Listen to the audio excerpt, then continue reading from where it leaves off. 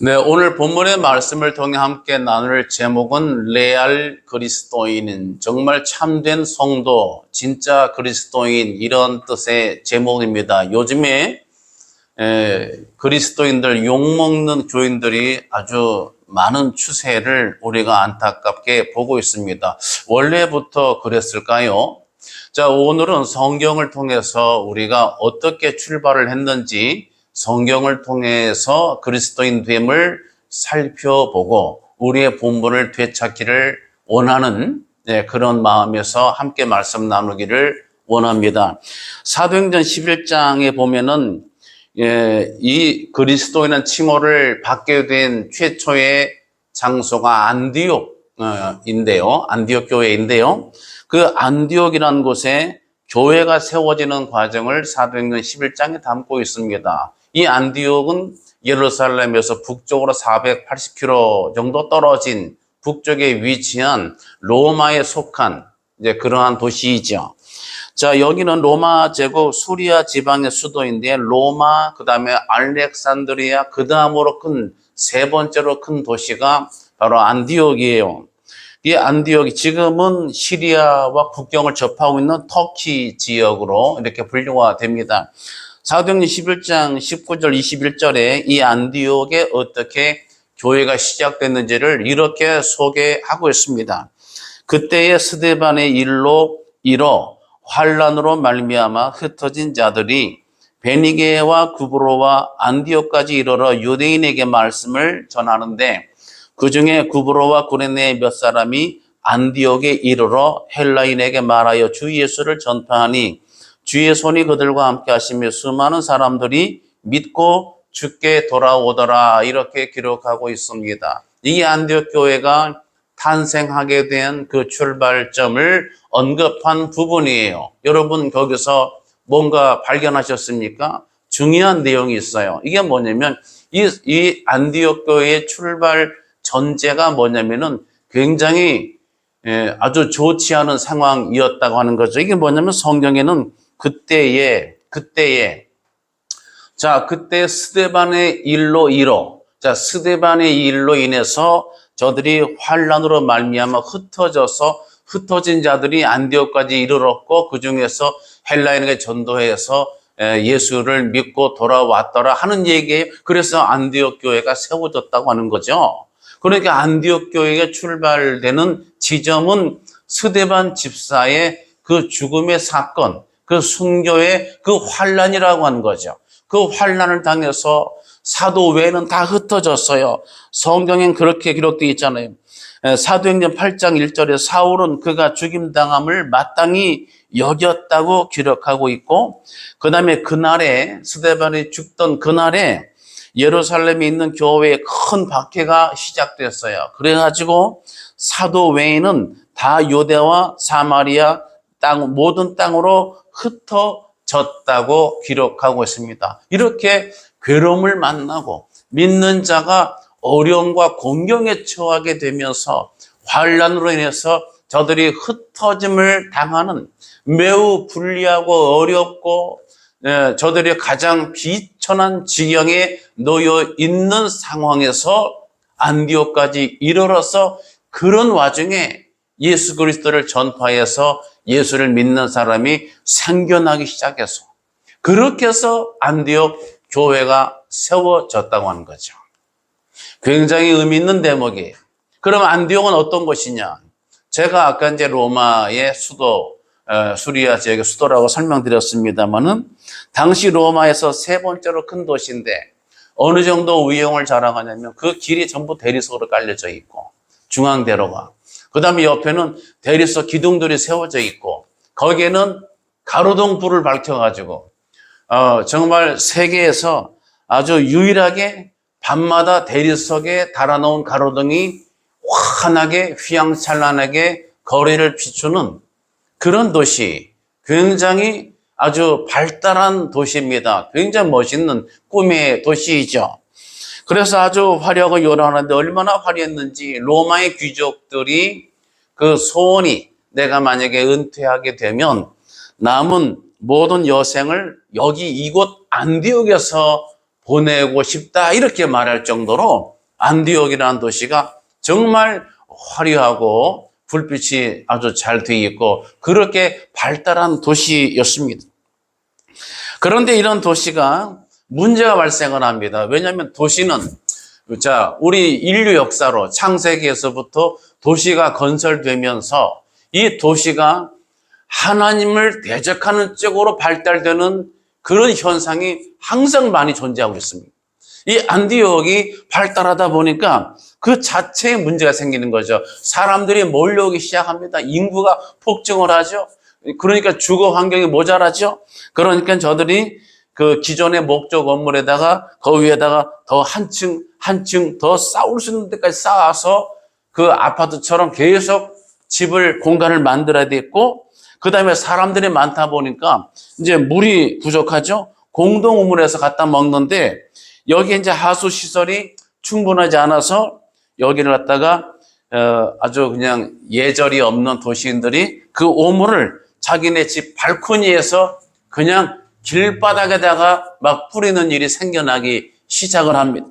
그러다 보니까 거리마다 이제 막 오염된 그 배수 이런 물을 막 버린 것들이 쌓여서 이런 것들로 인해서 냄새가 나기 시작하고 여기에 막 병균이 생기고 악취가 나고 그러다 보면 뭐가 생겨요? 전염병이 생기겠죠. 전염병이 생겨서 여기에 그 로마시 안디옥시에서 수많은 사람이 죽어가는데 기록에 보면 하루에 5천 명이 죽는 날도 생겼다고 그래요. 그러니까 악취가 나죠. 전염병이 돌죠. 아까 제가 초반에 설명했던 것처럼 대리석 길바닥에, 대리석 기둥에, 밤마다 조명에 이 멋있는 도시가 하루아침에 전염병, 악취, 더러운 쓰레기 이런 도시로 뒤바뀌고 말았습니다. 그래서 많은 사람들이 이제는 안디옥에 머무는 게 아니라 안디옥을 빠져나가는 거죠. 도망쳐 나가는 거예요. 여기는 도저히 살 곳이 못 돼. 막 죽어가니까 이 전염병이 도니까 여기를 빠져서 도망가는데 병자를 돌봐야 될 의사들도 다 짐 싸서 도시를 떠나고 있는 상황. 그런 상황이 되고 말았어요. 그런데 거기서 저들처럼 떠나지 않는 좀 더 특이하게 구별된 사람들이 있었어요. 이게 뭐냐면 안디옥 교회의 성도들이었습니다. 저들은 사람들이 죽어가고 전염병이 돌고 악취가 나고 냄새가 나고 많은 사람들이 기피하고 죽어가는 돌봐주는 사람이 없을 때에 의사들도 다 피해 있는 지경에 안디옥 교회 교인들만은 그 자리를 지키고 저들을 돌봤다고 하는 거예요. 그래서 저들이 얼마나 돌봤느냐면은 그 기록이 이렇게 되어 있어요. 보살피던 사람이 죽으면 시신을 정성스럽게 펴서 장례 치러주고 그 곁을 떠나지 않고 시신을 안아주고 씻겨서 입혀서 장례를 준비했다고 기록하고 있습니다. 그 다음에 간호하고 치료해주던 사람들은 회복되었지만 그 돌보던 안디옥 교회 교인은 돌보다가 오히려 병에 전염돼서 죽어가는 성도들도 많이 생겼다. 이렇게 기록이 남겨져 있습니다. 그러니까 자기 죽는 것을 감수하면서 저들을 돌보고 장례를 치러주고 곁을 지켜주고 떠나지 않고 최선을 다한 거예요. 그러면서 자기들도 죽어가는 그것을 감수하면서 그 일을 했다고 하는 거예요. 이렇게 되자 로마 황제 율리아누스가 저 교인들의 행동을 보고 받으면서 로마 신을 섬기는 이방신이죠. 갈라디아의 제사장들에게 아주 짜증 섞인 말을 이렇게 했다고 그래요. 저 불경한, 저들이 볼 때에 안디옥에서 예수 믿는 사람들은 불경하다고 그렇게 간주했던 때입니다. 저 불경한 갈릴리 사람들은 자기네 가난한 사람들뿐만 아니라 우리네, 로마죠. 우리네 가난한 자들까지 돌본다. 그런데 정작 우리네 가난한 사람들은 우리에게서 어떠한 도움도 받지 못하고 있다. 정말 이러한 안타까운 일을 그 로마의 황제 율리아누스가 짜증 섞인 말로 토로했습니다. 자, 이렇게 믿지 않는 사람들이 다 도망치고 피하고 기피하는 그 일을 절대 하지 않을 일을 누가? 예수 믿는 사람이, 안디옥에서 예수 믿는 저들이, 저 가난한 사람들이 팔을 걷어붙이고 기쁨으로 그 일을 감당했어. 그래서 사람들이 예수 그리스도를 담기 위해서 손해볼 짓을, 자신도 병에 전염되면서 죽어가면서도 그 일을 기쁨으로 찬송하며 기도하면서 일을 할 때 저 사람들, 저 무리들, 저 특이한 그리스도의 소아들, 그래서 저들을 크리스티아누스, 그리스도인이라고 하는 칭호를 그렇게 붙이게 된 거예요. 진짜 레알 그리스도인이죠. 세상과 달랐습니다. 저들과 달랐습니다. 많은 사람이 달면 삼키고 쓰면 뱉는 그런 구조대로 가지를 않았다고 하는 겁니다. 오늘 본문에서는 바로 이런 점을 다루고 있어요. 고린도후서 5장 17절에도 우리는 믿는 자들은 그리스도 예수 안에서 새로운 피조물이 되었다고 그렇게 가르치고 있습니다. 오늘 저와 여러분은 진정한 레알 그리스도인 누군가를 본문의 말씀을 통해 다시 한번 우리가 확인하고 그 본분을 다하는 저와 여러분 될 수 있기를 소망합니다. 진정한 그리스도인 누구입니까? 첫 번째로 이 세대를 본받지 않는 사람. 이 세상 풍조대로 흘러가지 않는 사람. 여기서 본받는다는 말은 어떤 것에 끌린다. 어떤 것에 내가 거기에 이끌려간다. 또는 그 모양을 취한다. 그 모양을 닮아간다. 이런 뜻을 가지고 있습니다. 옛날 유명한 단편 소설에 큰바위 얼굴이라는 게 있었어요. 그 마을의 전설에 그 마을을 구하는 위대한 지도자가 나온다. 그 주인공이 그 영웅이 나오지 않아서 매일 날마다 그 바위의 얼굴, 석상의 얼굴 보면서 생각해 나중에 이 사람이 성공해서 돌아오니까 그 사람의 얼굴이 그 큰바위 얼굴이었다 하는 그 나다네일 호손의 소설이죠. 정말 아주 감명 깊은 소설입니다. 저도 사실은 닉네임을 큰바위를 쓰고 있습니다. 왜 그런지 모르겠습니다만. 아무튼 간에 이렇게 내가 계속 본받고 싶어 하고 내가 이것을 바라보고 생각하고 하면은 내 사는 삶의 형태가 점점 생각대로 바뀌어지게 되는 거예요. 점점 닮아가는 거죠. 그래서 이것을 고전 헬라어에서는 이 본받지 말고 이 본받는다는 것을 어떻게 쓰여졌냐면은 어떤 것의 형상을 취한다. 내 것으로 취한다. 그 다음에 내 자신을 그 대상과 본질적으로 같은 것으로 이것을 동일시한다. 이런 뜻을 가진 단어로 풀이했습니다. 그럼 사도 바울이 이 단어를 썼을 때 무엇을 말하려고 했을까요? 한마디로 예수 믿는 사람들은 세상에 빠져들어서 자기 자신을 세상 가치관대로 내어 맡기며 살지 말라. 할렐루야. 그냥 육신의 문화가 주장하는 대로 나를 거기다가 맡겨서 거기에 편승해 살지 말라고 하는 거예요. 나의 나됨을 잃지 말라고 하는 거죠. 그렇습니다. 우리는 그런 삶을 살아서는 안 되죠. 정말 세상 도시 문화, 육신의 문화가 요구하고 원하는 대로 그 풍조대로 떠밀려가서는 안 되는 존재라고 하는 거예요. 유명한 주석가 윌리엄 버클레이는 이 부분을 이렇게 말합니다. 너희 생활을 이 세상의 온갖 유행에 맞추려고 하지 마라. 주위의 색깔을 따라 변화하는 카멜레온과 같이 되지 마라. 세상과 함께 행하지 말아라. 세상이 내가 무엇이 될지를 결정하게 살지 말아라. 의미 있는 해석이에요. 우리의 생활 태도, 우리의 모든 처신은 이 세상을 따라가는 존재가 아닙니다. 우리는 누굴 따라야 돼요? 그리스도 예수를 보고 따라가야 되는 존재인 줄로 믿습니다. 이 세상을 따라가는 것은 하나님과 점점 멀어지게 하는 거예요. 자, 성경 야고보서 4장 4절을 소개합니다. 여기서 뭐라고 되어 있어요? 하나님과 세상과 벗된 것이 하나님과 원수된 것이라고 되는 것이라고 성경은 소개하고 있습니다. 또한 요한일서 2장 15절 17절 보면은 이렇게 교훈하고 있어요. 이 세상이나 세상에 있는 것들을 사랑치 말라. 누구든지 세상을 사랑하면 아버지의 사랑이 그 안에 있지 아니하니 이는 세상에 있는 모든 것이 육신의 정욕과 안목의 정욕과 이생의 자랑이니 다 아버지께로부터 온 것이 아니요 세상으로부터 온 것이라.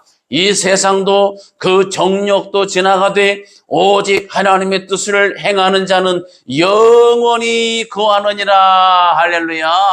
사랑하는 예배자 여러분, 저와 여러분은 하나님께 속한 바 되었어요. 하나님께 바쳐진 바 된 존재인 것을 기억하시기 바랍니다. 그 다음에 두 번째로는 우리 예수 그리스도를 믿는 참된 성도는 이 세상을 두려워하지 않는 자예요. 세상을 따라가지 못해서 두려워하고 초조할 필요가 없어요. 왜 세상을 두려워합니까? 성경은 주의 백성 된 자가 이 세상의 힘을 두려워해서는 안 된다는 것을 설명해 주고 있습니다. 스바냐 3장 16절에 그날에 사람이 예루살렘에 이르기를 두려워하지 말라 시온아 내 손을 늘어뜨리지 말라 이렇게 가르치고 있습니다. 신명기 1장 29절 말씀에 내가 너희에게 말하기를 그들을 무서워하지 말라 두려워하지 말라 너희보다 먼저 가시는 너희 하나님 여호와께서 애굽에서 너희를 위하여 너희 목전에서 모든 일을 행하신 것 같이 이제도 너희를 위하여 싸우실 것이며 할렐루야. 두려워하지 말라. 이사야 41장 10절 유명한 말씀 두려워하지 말라 내가 너와 함께 함이라 놀라지 말라 나는 내 하나님이 됨이라 내가 너를 굳세게 하리라 참으로 너를 도와주리라 참으로 나의 의로운 오른손으로 너를 붙들리라 이렇게 가르치고 있습니다. 사랑하는 예배자 여러분, 우리 하나님을 믿는 예수 그리스도인 진정한 성도는 이 세상을 두려워하는 존재가 아닙니다. 어떠한 일을 만나도 담대할 수 있기를 주님의 이름으로 축복합니다. 그 다음에 세 번째로는 진정한 성도는 하나님의 뜻을 잘 분별해야 돼요. 하나님의 뜻을 잘 알아야 돼요.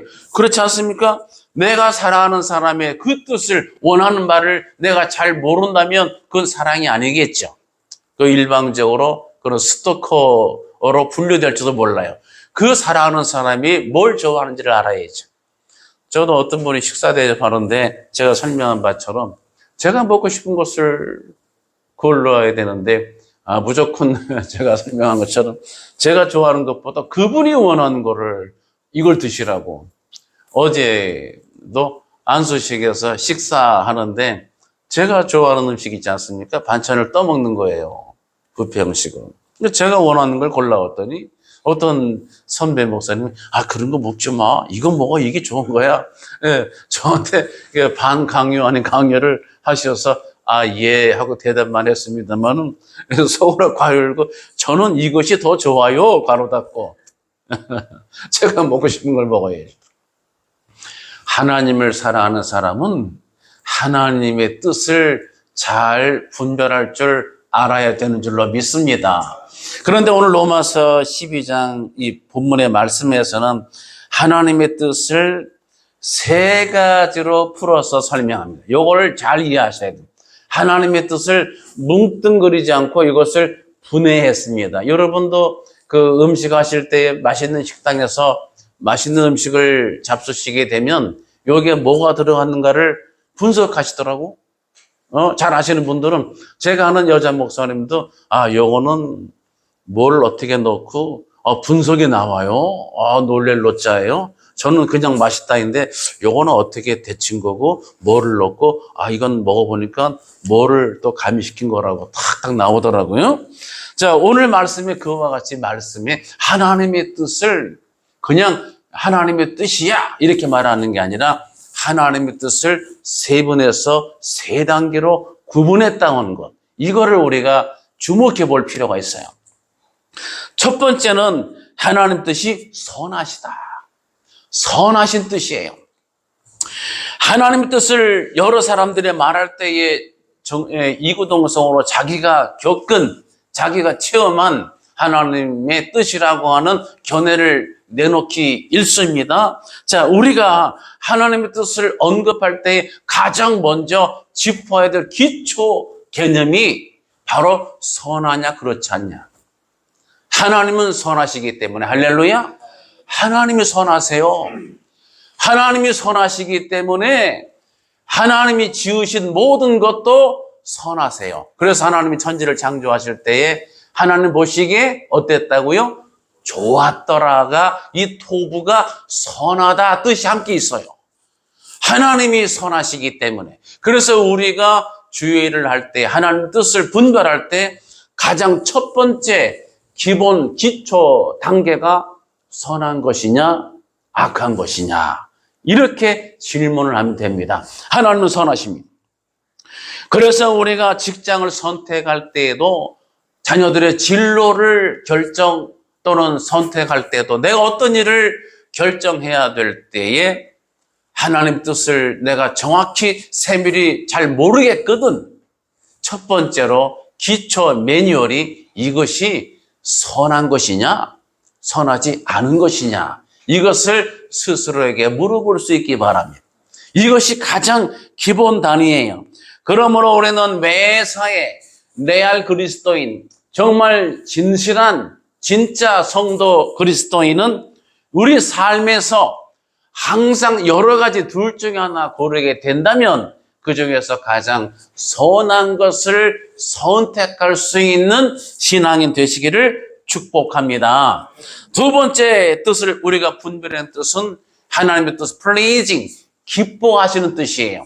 하나님 기뻐하시는 것, 이것은 선한 것, 선하냐 악하냐를 고르는 단계보다 한 단계 더 깊은 단계예요. 이것은 하나님이 기뻐하시느냐, 하나님 편에서, 즉 내 편에서 선택이 아니라 하나님 편에서의 선택이에요.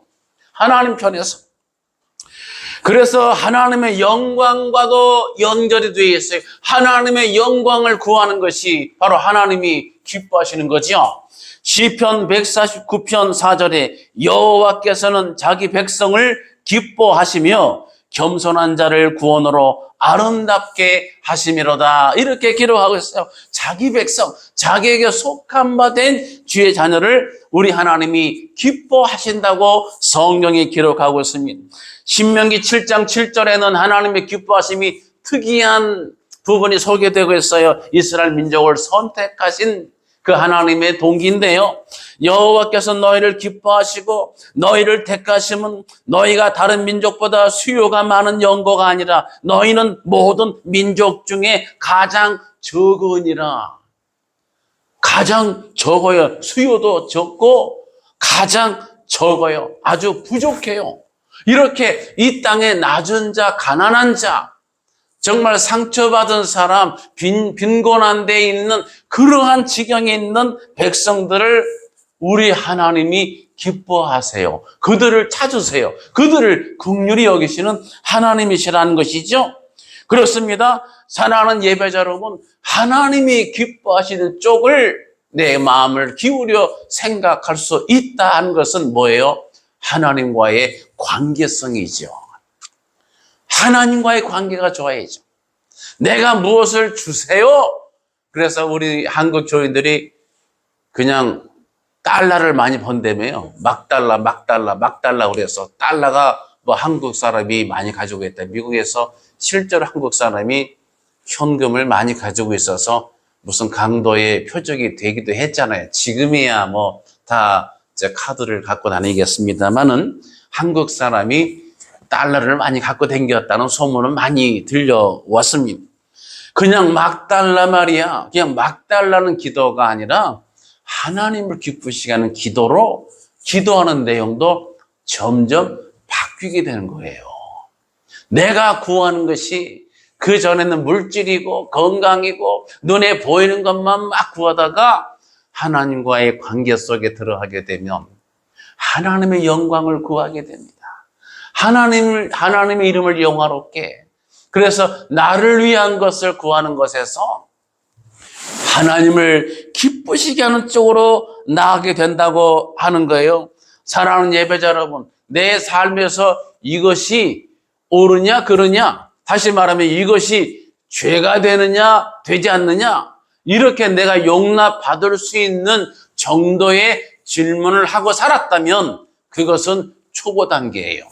이제는 하나님이 기뻐하시는 것, 하나님이 원하시는 것, 하나님의 기쁘신 뜻을 위해서 달려갈 수 있는 저와 여러분 되시기를 주님의 이름으로 축복합니다. 요한복음 8장 29절에 예수님께서 이렇게 말씀하셨어요. 나를 보내신 이가 나와 함께 하시도다. 내가 항상 그의 기뻐하시는 일을 행함으로 나를 혼자 두지 아니하셨느니라, 이렇게 기록했습니다. 하나님을 기뻐하시는 하나님을 위해서 살아가시는 저와 여러분 되시기를 축복합니다. 마지막 세 번째로는, 하나님의 뜻 세 번째는 온전하신 뜻입니다. 그러니까 하나님의 선하시고 기뻐하시고 온전하신 뜻 세 번째가 온전이에요. 성경에는 온전을 강조하겠습니다. 야고보서 1장 4절에 인내를 온전히 이루라. 이는 너희로 온전하고 구비하여 조금도 부족함이 없게 하려 함이라, 이렇게 기록하고 있습니다. 사랑하는 예배자 여러분, 하나님의 뜻을 우리가 따라가는 과정 속에는 기승전결과 같은 과정이 있어요. 중간 과정이 있고 결말 부분이 있는데, 이 땅에서는 우리가 하나님의 결말 부분을 우리가 육신의 눈으로 보지 못하게 되는 경우도 있어요. 그래서 고린도전서 13장에 지금은 우리가 거울로 보는 것 같이 희미하다고 기록되어 있고, 그날에는 얼굴과 얼굴을 대하여 본다, 이렇게 기록을 하고 있는 거예요. 모든 하나님의 보상은, 모든 하나님의 뜻에 대한 명확한 깨달음은 이 땅에서는 유감스럽지만 부분적으로 하는 것이고요, 희미하게 보는 것이고, 그날에 우리가 온전히 보게 되는 겁니다. 이걸 기억하셔야 돼요. 그렇기 때문에 그날에 이르기까지는 과정적인 존재, 우리는 becoming process예요. 되어지는 존재, 과정을 살아가고 있는 거예요. 알파와 오메가, 왜 그렇습니까? 우리는 그 중간을 가고 있는 인생이에요. 우리의 시작도 알파, 그 다음에 우리의 최종 종착 지점에 우리 주님이 팔 벌리고 저와 여러분을 안아주시고자 기다리고 계시는 거예요. 우리는 이 과정을 거치는 존재이죠. 그러다 보니까 하나님의 뜻을 이루어가는 과정 속에는 어려움이 있어요. 애로사항이 있어요. 때로는 고난도 있고 환난도 있고 핍박도 있고 실패의 경험도 하나님 맛보게 하세요. 인생의 쓴맛도, 때로는 배고픔도, 때로는 정말 굶주림, 때로는 가람, 기근, 이런 것도 겪게 하신 다음에 하나님의 예비하신 영적 가나안에 도달하게 되는 줄 믿으시기 바랍니다. 그러므로 로마서 5장 3절에 이런 과정을 이렇게 설명했습니다. 다만 이뿐 아니라 우리가 환난 중에도 즐거워하나니 이는 환난을 인내를, 인내는 연단을, 연단은 소망을 이루는 줄 알미니라. 할렐루야. 그러면 이해되시죠? 그렇습니다. 이렇게 해서 환난 중에 즐거워하는 게 결국은 소망을 이룬다 이 말이에요. 내가 바란 것들이 실상이 된다 이 말이에요. 이런 결말이 기다리고 있다고 하는 거지요. 이 과정 속에서 우리가 주의 뜻을 찾아가는 과정이, 때로는 동방의 박사들이 별을 보고 하다가 흐린 날, 비가 오는 날, 굳은 날에는 별이 보이지 않는 그런 때도 지나갔잖아요. 그런 것처럼 때로는 주님의 말씀이, 응답이, 주님의 나와 함께 하시는 그런 어떠한 징조, 흔적이 나에게는 잠시 동안에는 보이지 않아서 굉장히 안타깝고 속이 상하고 내 마음이 가라앉고 무너지는 그런 현상을, 그런 때를 직면할 때도 종종 있게 되는 거예요. 눈물 골짜기를 통행할 때도 있다고 하는 거예요. 사랑하는 예배자 여러분, 그러므로 하나님을 믿는다고 하면서 때로는 우리가 겪게 되는 고난이나 실패나 넘어지고, 때로는 우리가 여러 가지 곤고와 환난 핍박을 당한 일이 있다 하더라도 절대로 여러분 당황하거나 낙심하지 마시기 바랍니다. 왜냐하면 하나님을 신뢰하고 나가게 되면 지금은 내가 도달하지 못하지만 베드로에게도 마치 지금은 따라오지 못하나 나중에 장차는 하게 되는 것처럼 지금은 이해하지 못하나 나중에 이 때가 지나가게 되면은 하나님이 이렇게 해서 이런 일을 겪게 하셨구나 하고 명확하게 깨닫는 날이 반드시 있다고 하는 거예요. 요셉도 어린 시절에 형들에게 미움과 시기를 사서 애굽으로 팔려가 종이 되고 거기서 또한 감옥살이까지 했을 때 그 현장 속에는 하나님의 뜻이 어디겠는지를 알지 못하고 그도 많은 애로사항 속에 곤고함 속에 눈물의 기도를 왜 안 했겠습니까? 그러나 그 일이 지나고 나니까 애굽의 총리가 되어서 저들 가족을 기근 때에 가뭄 때에 저들을 애굽으로 이끌어서 여기서 풍족히 먹고 살 수 있도록 하나님이 말씀에 앞서 요셉을 그 땅에 보내신 것을 깨달은 거예요. 그래서 형들을 만났을 때에 형들이 아니라 하나님이 나를 여기로 보내셨다고 하는 유명한 고백을 하게 된 것입니다.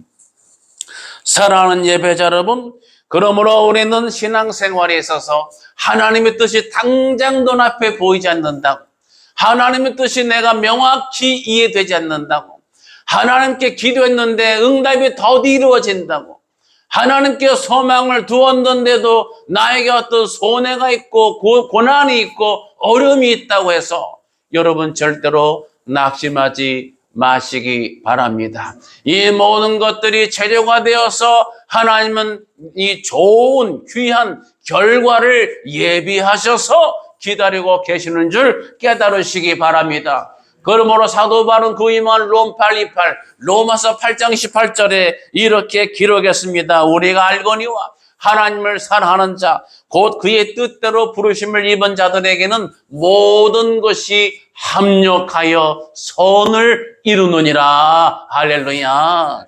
이게 신앙의 맛이에요. 이 말씀의 맛을 내가 깊이 우러낸 맛을 내가 깨닫고 주님 이제 내가 이 말씀을 깨닫습니다. 내가 이 말씀을 이해합니다. 그리고 내가 붙잡고 취합니다. 그럴 때에 진정한 그리스도인이 되는 줄 믿으시기 바랍니다. 사랑하는 예배자 여러분, 요즘에 이런 레알 단어만 쓰는데 레알 마드리드 이렇게 되는데 우리는 레알 그리스도인입니다. 레알 더 선한 이웃교회, 정말 하나님이 찾으시는, 그래서 이 세대를 이 풍조를 따라 휩쓸려 가고 저들의 모양새를 취하고 저들과 나를 동일시 여기는 그런 일은 이제 우리가 우리 삶에서는 이것을 허용하지 않기를 바랍니다.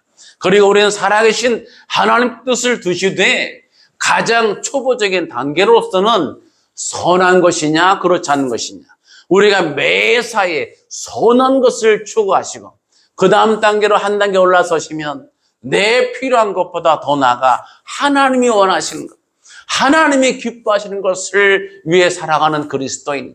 세 번째로는 당장에는 이해가 안 돼도 더 넓게 보다 더 나은 본향을 사모하는 긴 멀리 보는 시각으로 모든 것이 합력해서 선을 이루어 가시는 우주 만물을 지으시고 다스려 주관하시는 광대하신 하나님을 찬양하고 송축하는 귀하고 복된 예배자 되시기를 예수님의 이름으로 간절히 축원합니다. 기도하겠습니다. 사랑의 하나님 아버지, 은혜와 사랑을 감사합니다. 우리가 이 땅을 사는 동안에 많고 많은 사람이 있지만 특별히 이 시간 저희들을 주의 백성된 자로 또한 그리스도인 된 자로 삼아 주셨습니다. 하나님께 할렐루야로 송축합니다.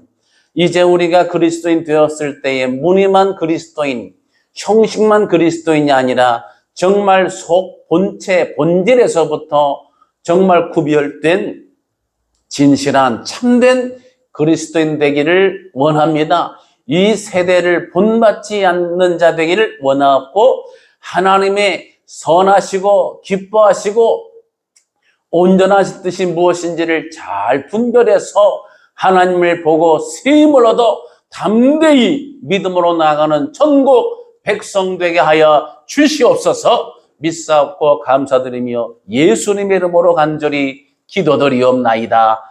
우리를 죄에서 구원하신 우리 구주 예수 그리스도의 귀하신 은혜와 하나님 아버지의 넓고 크신 사랑하심과 성령님의 감동, 감화, 위로, 교통, 충만, 역사하심이 이 시간 주 앞에 나와 예배하는 모든 예배자들 머리 위에와 저들의 가정 위에, 일터 위에, 또한 자녀들의 진로와 비전 위에, 그리고 나라와 민족 위에 함께 있을지어다. 아멘.